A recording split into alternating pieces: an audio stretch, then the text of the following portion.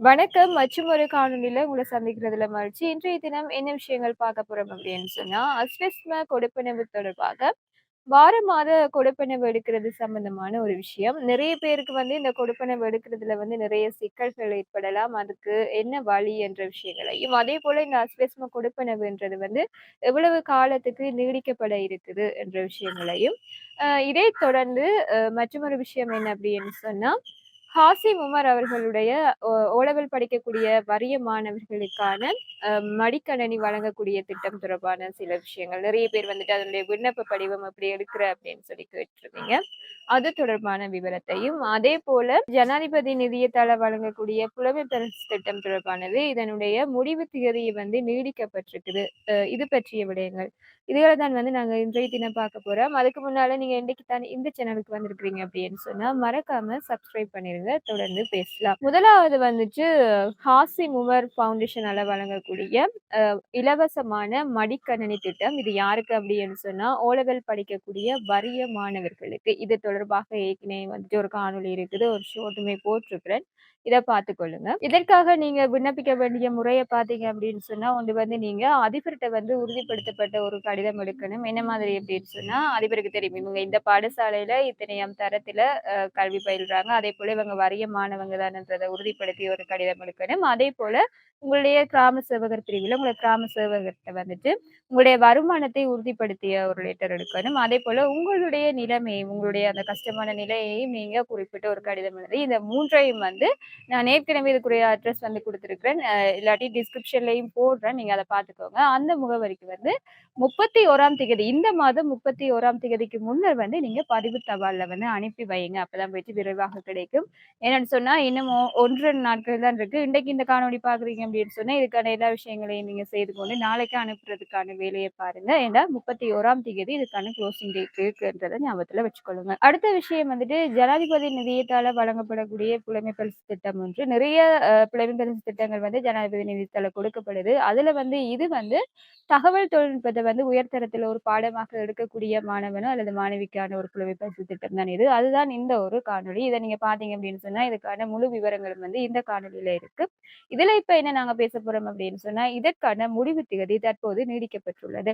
5ஆம் மாதம் 22ஆம் திகதி முடிவு திகதி அப்படின்னு சொல்லி ஏற்கனவே அறிவிக்கப்பட்டிருக்கு. தற்போது வந்து 6ஆம் மாதம் 7ஆம் திகதி வரைக்குமாக இதனுடைய முடிவு திகதி நீடிக்கப்பட்டிருக்குது என்ற ஒரு விஷயத்த ஞாபகப்படுத்திக் கொண்டு, அதைத் தொடர்ந்து இதற்கான விண்ணப்பம், அதேபோல அறிவுறுத்தல்கள் தேவை அப்படின்னு சொன்னா, நான் காட்டியிருக்கக்கூடிய இந்த காணொளியில போயிட்டு நீங்க டிஸ்கிரிப்ஷன்ல பார்த்தீங்க அப்படின்னு சொன்னா, அறிவுறுத்தல்ன்றதுக்கு தனியா ஒரு பிடிஎஃப்பும், அதேபோல விண்ணப்ப படிவத்தை பெற்றுக்கொள்வதற்கான ஒரு பிடிஎஃப்பும் இருக்கு. அதன் மூலமாக அத நீங்க பெற்றுக்கொள்ள முடியும். அடுத்த விஷயம் என்ன அப்படின்னு சொன்னா, அஸ்வஸ்ம கொடுப்பனவு தொடர்பாக தான் பார்க்க போறோம். இதுல ஏற்கனவே சொல்லியிருந்தது போல ரூ. 2,500 மற்றும் ரூ. 5,000 கொடுப்பனவுகள் எடுக்கக்கூடியவர்கள பற்றியது. ரூ. 2,500 கொடுப்பனவு வந்து போன டிசம்பருக்கு, அதாவது 2023 டிசம்பர்ல இருந்து கிடைக்காம இருந்தது.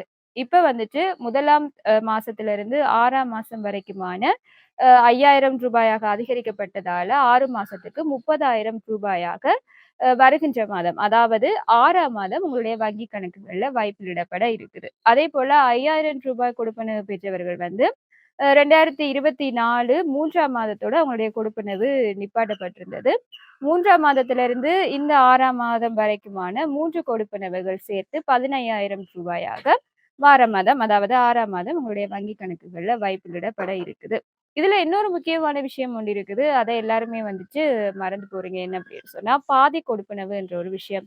இந்த பாதி கொடுப்பனவு என்ன அப்படின்னு சொன்னா, இப்ப ரூ. 15,000 நீங்க செலக்ட் ஆகியிருக்கிறீங்க. அந்த கொடுப்பனவுக்குள்ள செலக்ட் ஆகியிருக்கிறீங்க அப்படின்னு சொன்னா, ஆனா உங்களுடைய குடும்பத்துல 2 பேர் தான் இருக்கீங்க. 2 பேர் அதுக்கு கீழ தான் இருக்கீங்க அப்படின்னு சொன்னா, அதனுடைய அரைவாசி கொடுப்பனவு தான் வந்து உங்களுக்கு கிடைக்கும். அதாவது ரூ. 7,500 தான் வந்து உங்களுக்கு கிடைக்கப் போகுது. இந்த நாள் வரைக்கும் வந்துட்டு நீங்க ரூ. 2,500 பெற்றுக் கொண்டிருந்திருப்பீங்க. அப்ப நீங்க 2 பேருக்குள்ள இருந்தீங்க அப்படின்னு சொன்னா, உங்களுக்கு ரூ. 1,250 கிடைச்சிருக்கும். இப்ப வந்து அது 5,000மாக அதிகரிக்கப்பட்டிருக்கிறதால, உங்களுக்கு ரூ. 2,500 கிடைக்கும். அதேபோல 5,000 வழமையா பெற்றுக் கொண்டிருக்கிறார்களுக்கு வந்துட்டு நீங்க 2 பேர் இருந்தீங்களா, உங்களுக்கு வழமை மாதிரி ரூ. 2,500 கொடுப்பனவு கிடைக்கும். இன்னொரு விஷயத்த ஞாபகப்படுத்திக் கொள்ளுங்க. என்ன அப்படின்னு சொன்னா, திருப்பியுமே வந்துட்டு உங்களுக்கு ரூ. 5,000 கொடுப்பனவு எடுத்துட்டு இருப்பீங்க. உங்களுக்கு 2 பேரு உள்ள இருந்தீங்க அப்படின்னு சொன்னா, உங்களுக்கு ரூ. 2,500 கொடுப்பனவு கிடைக்கும். அப்ப எங்களுக்கு அதிகரிக்கலையான்ற ஒரு குழப்பத்த வந்து நீங்களாவே வந்து உண்டு பண்ணிக்கொள்வீங்க. இந்த விஷயத்துல வந்து நீங்க கொஞ்சம் அவதானமாக இருங்க. அடுத்தது வந்து இந்த கொடுப்பனவு எவ்வளவு காலம் வரைக்கும் கொடுக்க போறாங்க என்ற விஷயத்த பார்க்கலாம். ஒன்று இந்த ரூ. 2,500 அதாவது 5,000 அதிகரிக்கப்பட்ட இந்த கொடுப்பனவு. அடுத்தது ரூ. 5,000 கொடுப்பனவு. இது 2 கொடுப்பனவுமே வந்துட்டு இந்த வருடம் அதாவது 2024 12ஆம் மாதம் வரைக்குமாக வந்துட்டு இந்த கொடுப்பனவு வந்து வழங்கப்பட இருக்குது. அதேபோல ரூ. 2,500 மற்றும் ரூ. 15,000 கொடுப்பனவு எடுக்கிறவங்க வந்து ஏற்கனவே சொல்லியிருந்தது போல 3 வருடங்கள் 2026 6ஆம் மாதம் வரைக்குமே வந்துட்டு உங்களுடைய கொடுப்பனவு வந்து கிடைக்கும். இதுல மற்றுமொரு விஷயத்த வந்து நீங்க ரொம்பவே அவதானம் செலுத்த வேண்டிய ஒரு விஷயமா இருக்குது. என்ன அப்படின்னு சொன்னா, இப்ப நிறைய பேர் வந்து ரூ. 2,500 வந்து 6 மாத காலமாக நிப்பாட்டப்பட்டிருந்தது. இப்ப அந்த ஒரு காரணத்தால வந்து தங்களுடைய ஸ்டேட்டஸ் வந்து இப்ப என்ன நிலைமையில இருக்குதுன்றது கூட அவங்களுக்கு தெரியாம இருக்கலாம். இப்ப ரூ. 2,500 15,000 எடுக்கிறவங்க எல்லாம் வந்துட்டு ஒவ்வொரு மாதமும் அந்த கொடுப்பனவு கிடைக்கின்றபடியால நிறைய பேர் வந்து அது தொடர்பான அப்டேட்ல இருப்பாங்க. தங்களுடைய ஸ்டேட்டஸ் என்ன மாதிரி இருக்குன்ற விஷயத்துல இருப்பாங்க. ஆனா அந்த ரூ. 2,500 5,000 கொடுப்பனவு எடுக்கக்கூடியவங்க வந்து தங்களுடைய ஸ்டேட்டஸ் வந்து இன்னுமே எப்படி இருக்குதுன்றது வந்து அவங்களுக்கான இந்த அப்டேட் வந்துட்டு கொஞ்சம் குறைவாக தான் இருக்கும். அப்ப முதல்ல நீங்க பார்க்க வேண்டியது என்ன அப்படின்னு சொன்னா, உங்களுக்கு கொடுப்பனவு வார மாதம் கிடைக்கப்பட இருக்கிற காரணத்தால உங்களுக்கு ஏதாவது பிரச்சனை இருக்குதான்றத வந்து நீங்க முதல்ல பார்த்து செக் பண்ணிக்கொள்ளுங்க.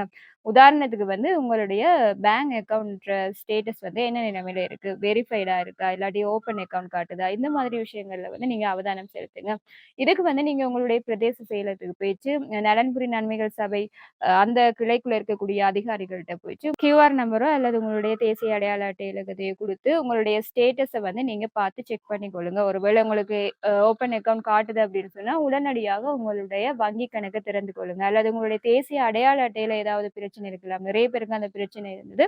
அப்ப அந்த விஷயத்தையும் பார்த்துக்கொள்ளுங்க. உங்களோட ஐசில ஏதாவது பிரச்சனை இருக்கா? ஏன்னு சொன்னா தற்போது வந்து ஐசி வந்து கட்டாயமாக்கப்பட்டிருக்கு. இதுநாள் வரைக்குமே நீங்க தற்காலிக அடையாள அட்டை, அதேபோல முதியோர் அடையாள அட்டை அத வச்சு பணம் எடுத்துட்டு இருப்பீங்க. ஆனா தற்போது தேசிய அடையாள அட்டை வந்து மிக முக்கியமாக கட்டாயமாக்கப்பட்டிருக்கிறபடியால, அது தொடர்பாகவும் நீங்க கவனத்த செலுத்தணும். இது தொடர்பாக வந்து அரசாங்கம் நிறைய நடவடிக்கைகள மேற்கொண்டிருந்தது. ஒரு நாள்ல ஐசி எடுக்கிற விஷயம், அதேபோல நிறைய முகாம்கள நடத்தி, உங்களுக்கு தேசிய அடையாள அட்டையை இலகுவாக பெற்றுக்கொள்ளக்கூடிய நிறைய வழிவகைகளை செய்திருந்தது. ஆனா சில பேர் வந்து அந்த சந்தர்ப்பத்தையுமே வந்து மிஸ் பண்ணியிருந்தீங்க அப்படின்னு சொன்னா, ஒரு நாள்லயே எப்படி தேசிய அடையாள அட்டையை எடுத்துக்கொள்ளலாம் அப்படின்னு சொல்லிட்டு ஒரு விரிவான விளக்கம் வந்து என்னுடைய WhatsApp குழுவுல வந்து நான் குடுத்திருக்கிறேன். அதுல மட்டும் இல்லாம Telegram லிங்க் இதுல எல்லாத்துலயுமே வந்துட்டு நான் அந்த விவரத்த வந்து குடுத்துக் கொள்றேன். அது வேணும் அப்படின்னு சொன்னா என்னுடைய WhatsApp குழுவுல வந்துட்டு நீங்க ஜாயின் பண்ணிக்கொள்ளுங்க.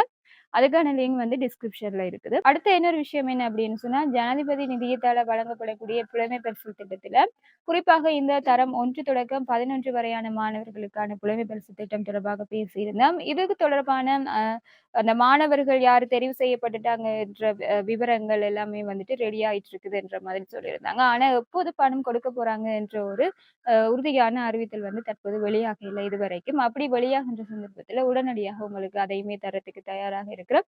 இந்த புலமை பரிசு திட்டம் தொடர்பாக உங்களுக்கு ஏதாவது சந்தேகங்கள் இருந்தா, லக்ஸி டோக்ல வந்துட்டு பிளேலிஸ்ட்ல பார்த்தீங்க அப்படின்னு சொன்னா, புலமை பரிசு திட்டம்ன்றதுக்கு தனியாக வந்துட்டு ஒரு பிளேலிஸ்ட் இருக்கு. நீங்க அதுக்குள்ளேயுமே போயிட்டு இந்த காணொளிகள வந்து பார்த்துக்கொள்ள முடியும். ஒரு 4 டைப்பான புலமை பரிசு திட்டம் அதுக்குள்ள இருக்கு. அதனூடாக நீங்க எந்த ஒரு குழப்பமும் இல்லாம எதுக்கான புலமை பரிசு திட்டம்ன்றத வந்து நீங்க தெரிந்து கொள்ள முடியும். தொடர்ந்து இது தொடர்பான அப்டேட் வருகின்ற சந்தர்ப்பத்தில உடனடியாக உங்களுக்கு அறிய தரத்துக்கு தயாராக இருக்கிறேன். நீங்க வந்துட்டு இந்த ஒரு காணொளியை தற்போது பார்த்துட்டு இருக்கீங்க அப்படின்னு சொன்னா, இது தொடர்பாக நிறைய பேருக்கு தெரியாம இருக்கலாம். அதனால உங்களுக்கு தெரிந்த உறவுகளுக்கு, சொந்தங்களுக்கு இந்த ஒரு காணொளிய வந்து ஷேர் பண்ணி விடுங்க. அவங்களுக்கும் தெரியக்கூடிய ஒரு சந்தர்ப்பமாக இது அமையும் அப்படின்னு சொல்லிட்டு எதிர்பார்க்கிறேன். மற்றும் ஒரு தகவலோட இன்னும் ஒரு காணொளியில உங்கள சந்திக்கிறேன். நன்றி.